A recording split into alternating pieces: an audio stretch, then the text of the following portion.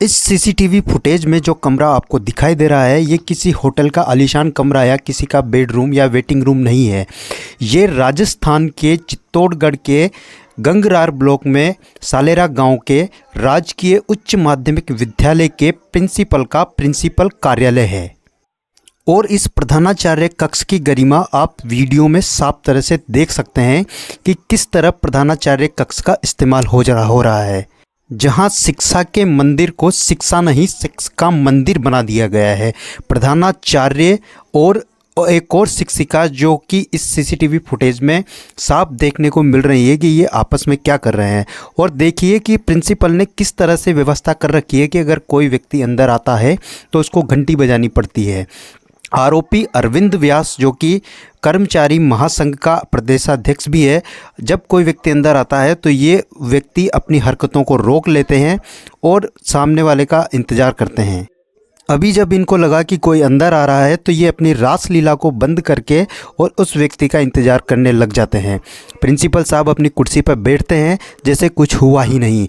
ये तो न जाने कब से चल रहा है, कोई व्यक्ति अंदर आता है, बैठता है, बातचीत करता है और उसके बाद फिर जब ये व्यक्ति यहाँ से जाएगा तो वहीं ग्रामीणों का कहना है कि ये रासलीला आज से नहीं कई सालों से चल रही है।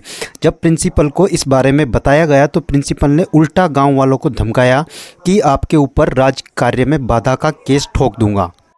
इनकी इस रासलीला का पता ग्रामीणों और विद्यार्थियों को पहले ही लग चुका था।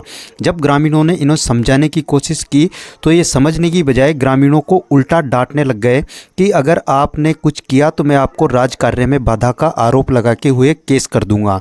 लेकिन ग्रामीणों की समझदारी ने इस कलयुगी राक्षस को तीसरी आंख से पकड़ा। ये तो गनीमत है कि शिक्षिका रही होगी। पूरे देश और प्रदेश में ऐसे न जाने कितने मामले हैं जहां ऐसे आरोपी हवस के पुजारी शिक्षक बने बैठे हैं और शिक्षिकाओं को तो छोड़ो, छात्राओं को तक नहीं छोड़ते हैं। तो ये शिक्षा के मंदिर में ऐसी कौन सी शिक्षा देने का काम करते होंगे, इस वीडियो के आधार पर आप देख सकते हो कि ये शिक्षा के मंदिर में शिक्षा नहीं बल्कि कुछ और ही काम करने के लिए स्कूल में जाते हैं। इनके मन में जरा सा जहन में इतनी शर्म नहीं आई जिस तरह से ये अधेड़ उम्र का व्यक्ति, अधेड़ उम्र की महिला, और अभी तो आगे वीडियो में देखिए कि ये व्यक्ति यहाँ से जाता है, सीसीटीवी में से साफ दिख रहा है। समय देख सकते हो आप वीडियो में ऊपर 15:47 की बात है। अब ये व्यक्ति यहाँ से चला गया जो प्रिंसिपल साहब से मिलने आया था। थोड़ी देर बाद फिर रामलीला, फिर रासलीला और फिर वही। और ये छोटे छोटे क्लिप के माध्यम से गांव वालों ने इसकी सारी हरकतों को रिकॉर्ड करके सबूतों के साथ शिक्षा अधिकारी को दिया है। बावजूद उसके अभी सिर्फ निलंबन हुआ है।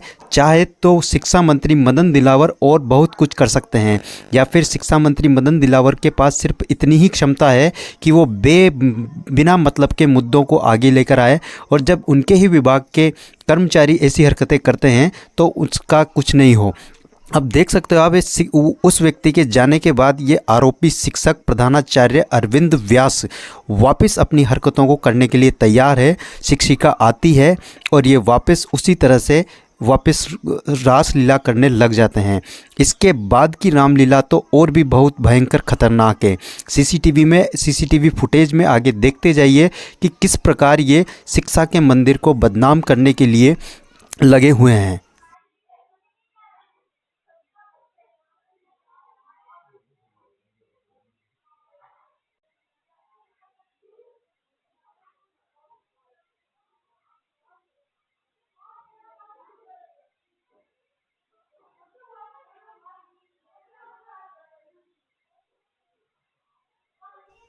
क्या ही ज्ञान देते होंगे ये दोनों शिक्षक इनके स्कूल के विद्यार्थियों को।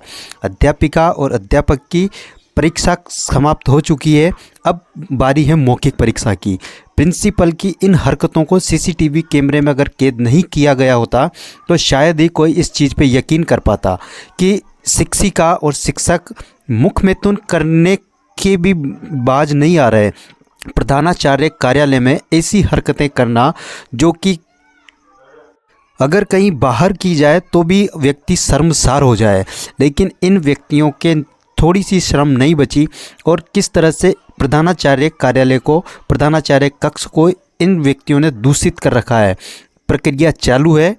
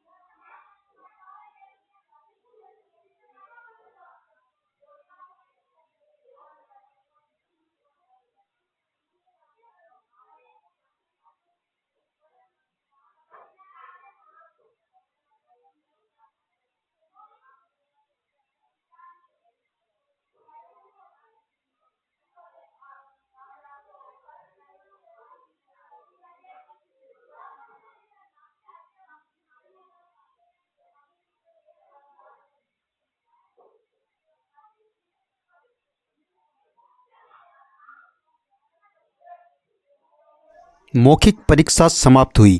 मौखिक परीक्षा के बाद परिणाम तो राजस्थान सरकार या फिर इस देश की जनता, इन दोनों के जैसे कई अध्यापक अध्यापिकाएं या फिर सरकारी विभाग के कर्मचारी या फिर अपने आसपास रहने वाले कई लोग इन जैसी बीमारी से ग्रसित हैं, उनको सरकार या फिर यहाँ की जनता देगी।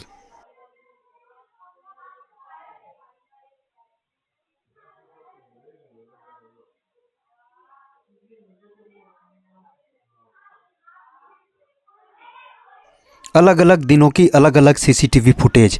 ये सीसीटीवी फुटेज कमरा वही है, विचार भी वही है, नहीं बदले इनके कुछ भी गुण, और ये दोनों की हरकतें वापस उसी तरह से। तो ये जिस स्कूल में पढ़ाते हैं उस स्कूल के विद्यार्थियों को ये आखिर सिखाते क्या होंगे, या फिर सरकार इनको 70,000 1,00,000 रुपए की मोटी तनख्वाह सिर्फ इस काम के लिए देती है कि आप प्रधानाचार्य कक्ष में जाओ और अपनी रंगरैलियाँ मनाओ।